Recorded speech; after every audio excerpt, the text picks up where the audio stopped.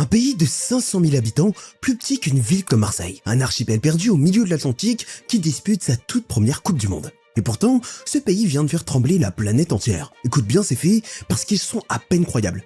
Ce pays a tenu tête à l'Espagne, championne d'Europe et grande favorite du tournoi, grâce à un gardien de 40 ans. Un gardien qui, quelques semaines plus tôt, n'avait plus de club et cherchait désespérément un point de chute juste pour continuer à vivre du foot. Et aujourd'hui, sa vie a complètement changé. Il est devenu le gardien le plus suivi sur Instagram, devant Thibaut Courtois, et il a même plus d'abonnés que le Ballon d'Or en titre, Ousmane Dembélé. Et jusqu'au 16e de finale, il avait même réussi plus de dribbles que Cristiano Ronaldo dans ce mondial.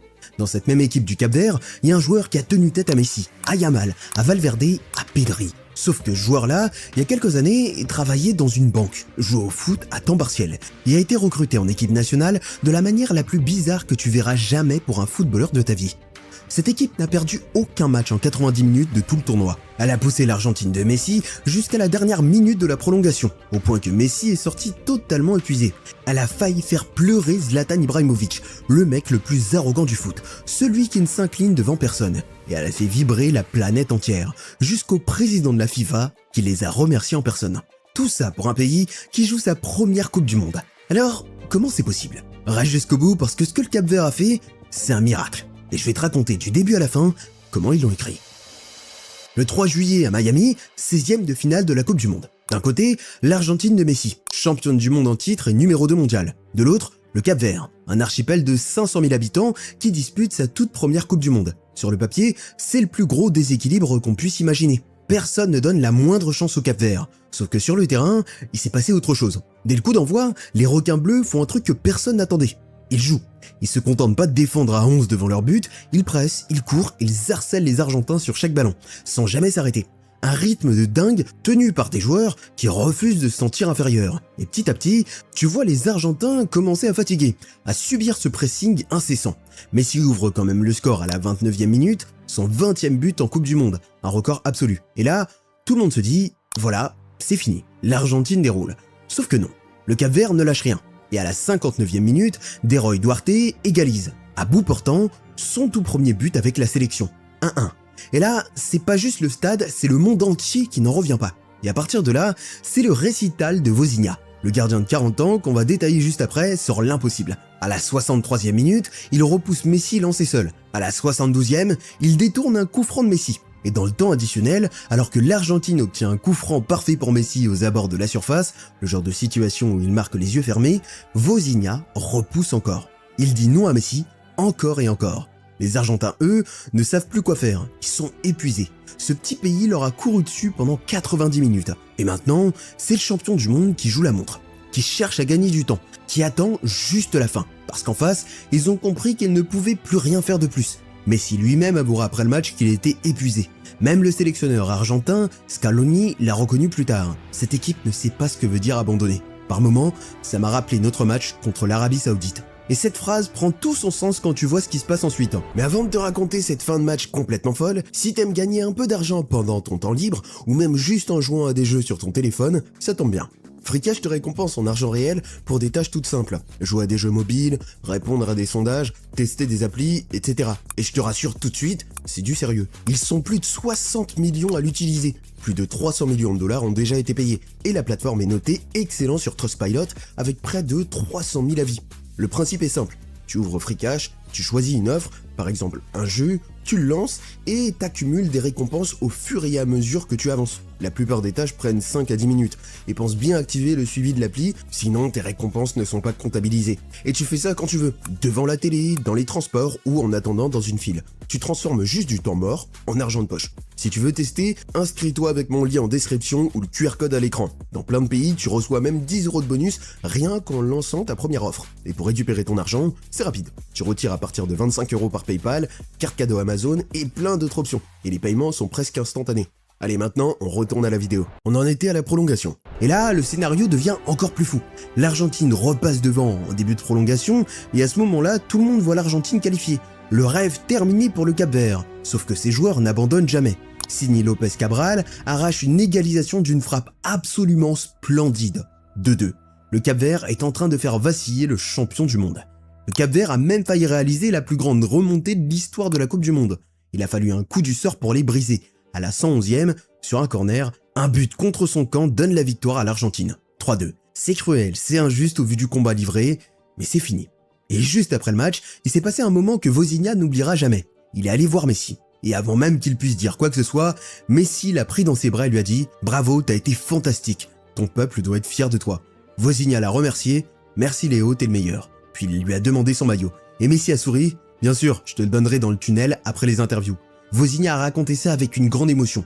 Entendre des mots pareils de la part de quelqu'un comme Léo, ça m'a énormément touché. Ces moments-là restent gravés à jamais. Il a ajouté « Mais ce match n'était pas entre moi et Messi. C'était entre le Cap-Vert et l'Argentine. » Une leçon d'humilité collective de la part d'un homme qui venait pourtant de tenir tête aux meilleurs joueurs de la planète. Et après le match, Messi n'a pas caché à quel point ça avait été dur. Il a expliqué que ce n'était pas un hasard si le Cap-Vert n'avait perdu ni contre l'Espagne, ni contre l'Uruguay, que son équipe avait pourtant fait le plus dur en marquant la première, mais que le Cap-Vert avait ensuite exploité ses forces pour revenir. Et il a ajouté que certains sous-estiment ses sélections à cause de leur nom, mais lui savait que ça n'aurait rien de facile. Et sur Wozniak, Messi a été franc et presque bluffé. On m'a dit qu'il avait 40 ans, ça m'a stupéfié. Maintenant, il faut qu'on parle de cet homme, Wozniak, parce que son histoire à elle seule est un film. Wozniak, de son vrai nom Josimar José Voradias, a 40 ans, à un âge où presque tous les gardiens ont déjà raccroché depuis longtemps, mais lui garde les buts de son pays en Coupe du Monde. Et attention, il sort pas d'un grand club européen. Juste avant le tournoi, il jouait à Chaves, en 2e division portugaise, et son contrat venait de se terminer. Autrement dit, un gardien de 40 ans sans club en D2. Voilà le profil de l'homme qui allait devenir la star de cette Coupe du Monde. Il y a un détail qui rend son histoire encore plus belle. Avant le tournoi, Wozniak n'avait qu'un seul vrai rêve, que sa mère puisse le voir jouer une Coupe du Monde depuis les tribunes. Un rêve simple, humain. Sauf que pour le premier match aux États-Unis, sa mère est bloquée au pays à cause d'un problème de visa. L'homme va disputer le plus grand match de sa vie, et celle qui compte le plus ne peut pas être là. Mais après une énorme mobilisation et un déblocage administratif, elle a finalement pu faire le voyage et vibrer depuis les tribunes. Le rêve s'est réalisé, sa mère l'a vu jouer. Et ce qui s'est passé ensuite, personne n'aurait pu l'imaginer. Après son match héroïque contre l'Espagne, dont on parlera juste après, Wozniak est devenu un phénomène mondial. Avant la Coupe du Monde, il avait environ 50 000 abonnés sur Instagram. Aujourd'hui, il en a plus de 27 millions. Il est devenu le gardien le plus suivi de toute l'histoire, dépassant même le compte de la sélection du Portugal. Il a aujourd'hui plus d'abonnés qu'Achraf Hakimi, plus que Rafinha, plus que le meilleur gardien du monde Thibaut Courtois, et plus que le Ballon d'Or lui-même, Ousmane Dembélé. Et il faut le rappeler, avant cette Coupe du Monde, personne ne le connaissait. Et le plus fou dans tout ça, c'est ce qui se passait en coulisses juste avant le tournoi. Wozniak, contrat terminé, n'avait aucun club. Alors il a écrit à un ami, l'ancien international Ronny Strasser, pour lui demander de l'aide. Strasser a raconté toute l'histoire.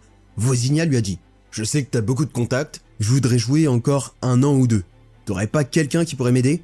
Un gardien de 40 ans qui, à quelques jours de disputer une Coupe du Monde, envoyait des messages pour essayer de décrocher un dernier contrat, même en 2e division italienne ou en Turquie. Il demandait pas la lune, juste de quoi continuer à jouer. Et la réponse de Strasser, c'est là que ça devient beau. Il lui a dit « Frère, va faire ton mondial et donne le meilleur de toi-même. T'es un grand gardien. Tu vas jouer sur la plus grande scène du monde. Montre à tout le monde ce dont t'es capable. Et après le tournoi, tout va changer. » Et c'est exactement ce qui est arrivé. Strasser l'a dit lui-même après coup. Pour moi, il a été le meilleur gardien de cette Coupe du Monde. Et maintenant, c'est le gardien le plus suivi au monde. La leçon est simple. N'abandonnez jamais. Croyez. Ayez la foi, travaillez dur, restez constant. Peu importe votre âge, d'où vous venez ou votre situation, votre vie peut changer à tout moment. Aujourd'hui, l'homme sans club est courtisé de partout. Selon plusieurs sources, l'Inter Miami de Lionel Messi et David Beckham serait très intéressé pour le recruter. Et Wozniak lui-même a exprimé son rêve de finir sa carrière aux côtés de Messi. Des clubs brésiliens et un club saoudien seraient aussi sur le coup. Et selon certaines rumeurs, il serait même sur le point de signer un contrat avec Nike estimé à 30 millions d'euros. Pour un gardien de 40 ans qui, il y a un mois, cherchait désespérément un club, c'est un retournement de situation hors du commun. Mais pour comprendre comment il en est arrivé là, il faut revenir au match qui a tout déclenché, celui contre l'Espagne. 15 juin à Atlanta. Premier match de l'histoire du Cap-Vert en Coupe du Monde. Et le tirage leur a réservé le pire adversaire possible pour commencer, l'Espagne. Championne d'Europe en titre, l'une des meilleures équipes du monde, avec Yamal, Pedri, Rodri, Olmo, Oyarzabal et compagnie. Personne ne donne la moindre chance au Cap-Vert. Tout le monde s'attend à ce que l'Espagne les balaie. Et pendant tout le match, l'Espagne fait exactement ce qu'on attendait. Elle attaque, elle attaque. À la fin, les chiffres sont hallucinants. 27 tirs pour l'Espagne, contre à peine 6 pour le Cap-Vert. L'Espagne a le ballon en permanence, elle enchaîne les occasions, elle pilonne le but capverdien. Mais il y a un homme qui refuse de céder, Wozniak. Le gardien de 40 ans sort le match de sa vie. Il repousse tout, il arrête coup sur coup. Oyarzabal, Laporte, Torres, 7 arrêts au total. Tous plus importants les uns que les autres. L'Espagne touche même la barre. Et le ballon ne rentre pas. Il ne rentre jamais. Et à la fin, le score est resté 0-0. Le Cap-Vert a tenu. Pour son tout premier match en Coupe du Monde, ce petit pays a tenu tête à la championne d'Europe, qui était en plus le grand favori numéro 1 de cette Coupe du Monde à ce moment-là. Vozinha est élu homme du match. Et en une soirée, il passe d'inconnu total à l'homme numéro 1 de tous les réseaux sociaux. C'est ce match précis qui a lancé toute la folie autour de lui. Mais le Cap-Vert ne s'arrête pas là. Deuxième match contre l'Uruguay, double champion du monde, et là encore, ils sont héroïques. Ils marquent même les 2 premiers buts de leur histoire en Coupe du Monde. Ils mènent, ils s'y croient, avant de concéder le nul de 2. Un point de plus arraché à une autre grande nation. Et arrive le 3e match, le plus important, contre l'Arabie Saoudite. Un match nul, 1 point, leur suffit pour passer. Ils tiennent, ils s'accrochent et ils décrochent un 0-0 qui vaut de l'or. Le Cap-Vert termine 2e de son groupe, derrière l'Espagne, et se qualifie pour les 16e de finale. Et cette qualification, elle est historique à plusieurs titres. Le Cap-Vert devient le premier pays débutant à passer le premier tour d'une Coupe du Monde depuis la Slovaquie en 2010. Et ils sont la première équipe depuis le Chili en 1998 à se qualifier en faisant 3 matchs nuls. 3 matchs, 0 défaite contre l'Espagne, l'Uruguay et l'Arabie Saoudite. Une nation de 500 000 habitants pour sa première Coupe du Monde, sortie d'un groupe pareil sans perdre. Et le plus beau, c'est ce que ça déclenche au pays. Pendant que Vozinha devient une star mondiale, tout le Cap-Vert explose de fierté. Dans le port de Mindelo, sa ville, une immense fresque à son image a été peinte au sol. Sur l'esplanade, toute une nation se réunit dans les rues pour célébrer ses héros. Parce que ce que ces joueurs sont en train de faire dépasse largement le football. Là tu te demandes peut-être, mais c'est quoi exactement le Cap-Vert ? Parce que soyons honnêtes, beaucoup de gens seraient incapables de le placer sur une carte. Le Cap-Vert, c'est un archipel de 10 îles volcaniques, situé dans l'océan Atlantique, à environ 600 km au large des côtes du Sénégal. Une ancienne colonie portugaise qui a obtenu son indépendance en 1975. C'est pour ça que la langue officielle est le portugais, même si les joueurs, eux, parlent le créole capverdien entre eux. Pendant longtemps, le pays était surtout connu pour ses plages, ses eaux turquoises et sa musique, pas pour son football. Et surtout, le Cap-Vert, c'est un tout petit pays. On parle d'environ 525 000 habitants. Pour te donner une idée, c'est moins qu'une seule ville comme Marseille ou Lyon. C'est la plus petite nation en superficie à s'être qualifiée pour une Coupe du Monde. Et en atteignant les 16e de finale, ils sont devenus la plus petite nation de toute l'histoire de la Coupe du Monde à passer le premier tour. Un pays d'un demi-million d'habitants dans le dernier carré des 32 meilleures équipes du monde. Leur surnom, c'est les requins bleus, en référence aux requins bleus qui peuplent les eaux de l'Atlantique autour de l'archipel, et le maillot reprend le bleu et blanc du drapeau national. Mais attention, ce Cap-Vert n'est pas non plus sorti nulle part, c'est pas leur premier grand rendez-vous. Ils ont déjà disputé 4 Coupes d'Afrique des Nations, et à chaque fois, ils ont montré qu'ils pouvaient rivaliser. Dès leur toute première participation, en 2013, ils avaient atteint les quarts de finale, et ils ont remis ça lors de leur dernière CAN. Ils avaient même frôlé la qualification pour la Coupe du Monde 2022. Éliminés seulement lors du dernier match de leur groupe. Donc le Cap-Vert, c'est une petite nation, ouais, mais une petite nation qui monte depuis des années, qui a pris l'habitude d'embêter les grands. Sauf que se qualifier pour une Coupe du Monde, et surtout y passer le premier tour, ça c'est un tout autre niveau. Alors comment un pays aussi minuscule a-t-il réussi un truc pareil ? La réponse tient dans leur vraie force. Un secret que le Maroc et d'autres ont aussi utilisé, mais que le Cap-Vert a poussé encore plus loin. Ce secret, c'est la diaspora. Et pour le Cap-Vert, c'est pas juste un détail, c'est toute la fondation de l'équipe. Voilà le truc incroyable. Il y a plus de Cap-Verdiens qui vivent à l'étranger que de Cap-Verdiens qui vivent au Cap-Vert. À cause de la pauvreté, des sécheresses, du manque de ressources, les Cap-Verdiens ont émigré partout dans le monde depuis des générations, surtout au Portugal, aux Pays-Bas, en France. Résultat, il y a des communautés capverdiennes énormes un peu partout en Europe, avec des enfants et petits-enfants qui sont nés là-bas, qui ont grandi là-bas et qui ont été formés dans les académies européennes. Et c'est là que le Cap-Vert a été très malin. La fédération est allée chercher tous ces joueurs de la diaspora, formés dans les meilleurs centres d'Europe, pour les convaincre de porter le maillot des requins bleus. Le résultat parle de lui-même. Sur les 11 titulaires du dernier match de poule, 6 étaient nés à l'étranger, 3 aux Pays-Bas et les autres en Irlande, en France et au Portugal. Une équipe nationale bâtie en grande partie sur ces enfants de l'exil. Mais il y a une histoire dans cet effectif qui est tellement folle qu'on dirait un film, celle de Roberto Lopez, qu'on surnomme Pico. Ce type était le défenseur central titulaire face à l'Espagne, celui qui a dû affronter Yamal, Nico Williams et Ferran Torres. Sauf que quelques années plus tôt, Pico Lopez n'était pas footballeur professionnel à plein temps. Il travaillait dans une banque, comme conseiller en prêt immobilier à Dublin en Irlande, et jouait au foot à côté, à temps partiel, dans un club irlandais. Et tu sais comment il s'est retrouvé en équipe nationale du Cap-Vert ? Par un message sur LinkedIn. Ouais, LinkedIn. En 2019, le sélectionneur de l'époque a découvert que le père de Pico était né au Cap-Vert. donc que le joueur était éligible. Il l'a contacté via LinkedIn, comme un recruteur qui te propose un job. Et voilà comment un conseiller bancaire de Dublin qui jouait au foot le week-end s'est retrouvé quelques années plus tard à défendre en Coupe du Monde face aux stars de l'Espagne. Si ça c'est pas une histoire du cinéma, je sais pas ce que c'est. Et tout ça c'est le travail d'un homme, le sélectionneur, Boubista, un ancien international capverdien, capitaine de la sélection pendant 11 ans, qui dirige l'équipe depuis 2020. Sa méthode, c'est la continuité, la confiance et surtout l'identité. Il impose le créole comme langue de l'équipe pour souder le groupe et garder l'âme capverdienne, même avec des joueurs venus des 4 coins de l'Europe. Et c'est lui qui, avant le tournoi, avait dit une phrase qui résume tout l'état d'esprit. On voulait jouer les meilleures équipes, on n'a peur de rien. Et cette qualification, elle n'est pas non plus tombée du ciel. Elle est venue après des années d'efforts, et même après 7 tentatives ratées. Cette fois dans un groupe avec le Cameroun, une grande nation africaine, le Cap-Vert a fini par passer devant tout le monde. Cet échec est une réussite qui a fait basculer tout le pays dans l'histoire. Le Cap-Vert est éliminé, mais en repartant, ils ont gagné quelque chose de bien plus grand qu'un simple match. Et pour le mesurer, il suffit d'écouter ce que les plus grandes figures du foot ont dit sur eux. Il y a d'abord Zlatan Ibrahimovic, un homme connu pour son ego énorme et qui pourtant s'est complètement incliné devant le Cap-Vert. Je peux rester là et applaudir le Cap-Vert, parce qu'aujourd'hui, tout tournait autour d'eux. C'est un petit pays avec de grands rêves, à quelques pas de battre une équipe comme l'Argentine. Ces joueurs sont des héros, ils sont devenus des icônes dans leur pays, ils n'ont perdu aucun match en 90 minutes de tout le tournoi.